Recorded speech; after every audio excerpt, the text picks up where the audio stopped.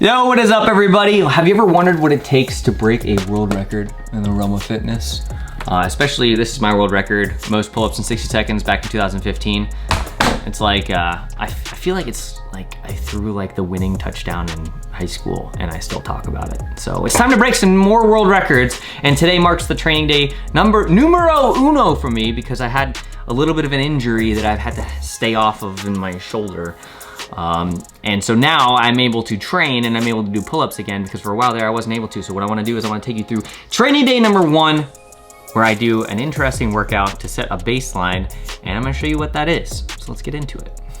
All right, so what I did to break down this training day number 1 was all I'm trying to do is set a baseline. And what that means is I am doing a certain amount of reps in a certain amount of time with a certain amount of cadence with a certain amount of weight attached to me.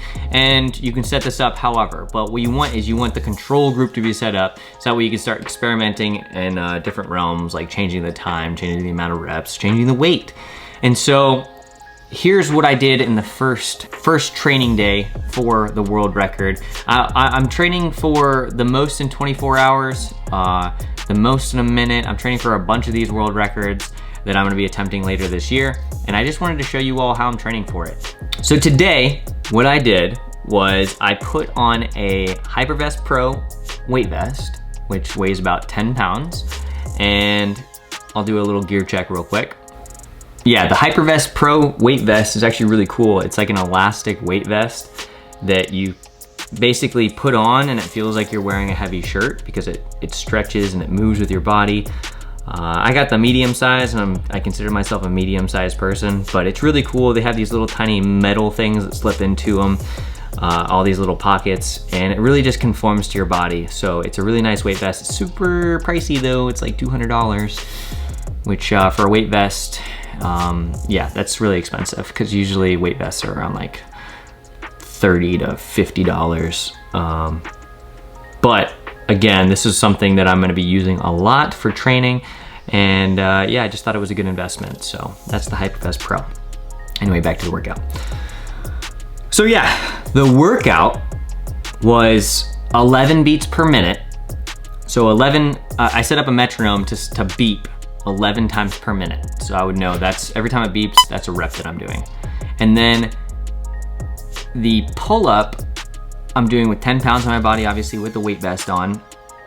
I'm wearing gloves because my skin is not the factor that I want to concern myself with right now. I'm just doing for body weight, power, and reps and tolerance. And so I'm just, again, setting the baselines. I know that I'm gonna do 100 reps, so I'm just gonna continue with this pace until I get to 100 count total pull-ups, which is gonna be a little less than 10 minutes at 11 beats per minute. And I'm just keeping it, I have a little timer, this little guy right here. And I'm just, come on bud, there you go. I'm just clicking this every time and you can see it just counts up.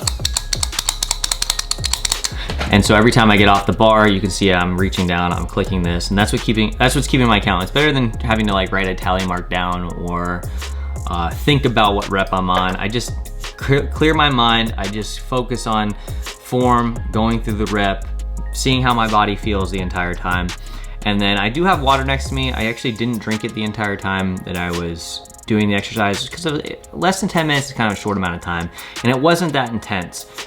Around rep 50, it was interesting. I was, when you train, I recommend you listen to your body. This was a saying that I heard one time. You listen to your body when you train, and then when you're in competition, you tell your body to shut the hell up. And I believe that's true because in competition, that's when you're going for the numbers. Obviously be careful, try to train smart.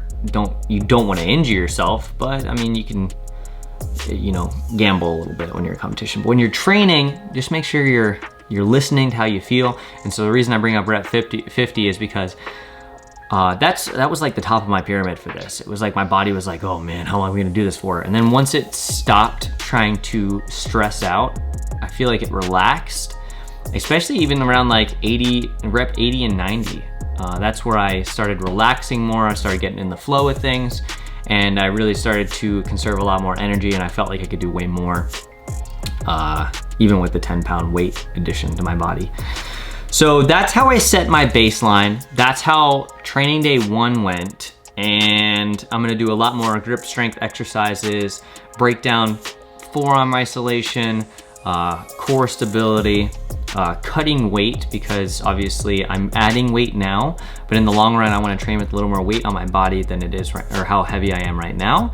And then later on I'm going to cut weight, so that way I weigh less, try to, in my best, to maintain the muscle density and strength that I have and stamina for when I actually go and try to attempt the record. But that's pretty much the basics of what I went through. I just wanted to see how my body felt doing 100 pull-ups at a reasonably fast pace, because 11 beats per minute, if you tried doing that for 24 hours, you'd be doing around 12,000 pull-ups in 24 hours, which is a lot. It's about 5,000 more than the world record right now. And so, yeah, that's a lot of pull-ups. That's almost double. It's a little less, but 11 beats per minute, that's fast, but it's important to see how your body feels. Just if you overshoot, then maybe next time do this same exercise, change one variable. So I'll go to 10 beats per minute and see how I feel. Maybe do 200 reps at that pace. So you can change multiple factors. You can take the weight vest off, you can change the beats per minute, and you can change the number of reps. But make sure every rep stays the same. That way you want to keep consistent the entire time.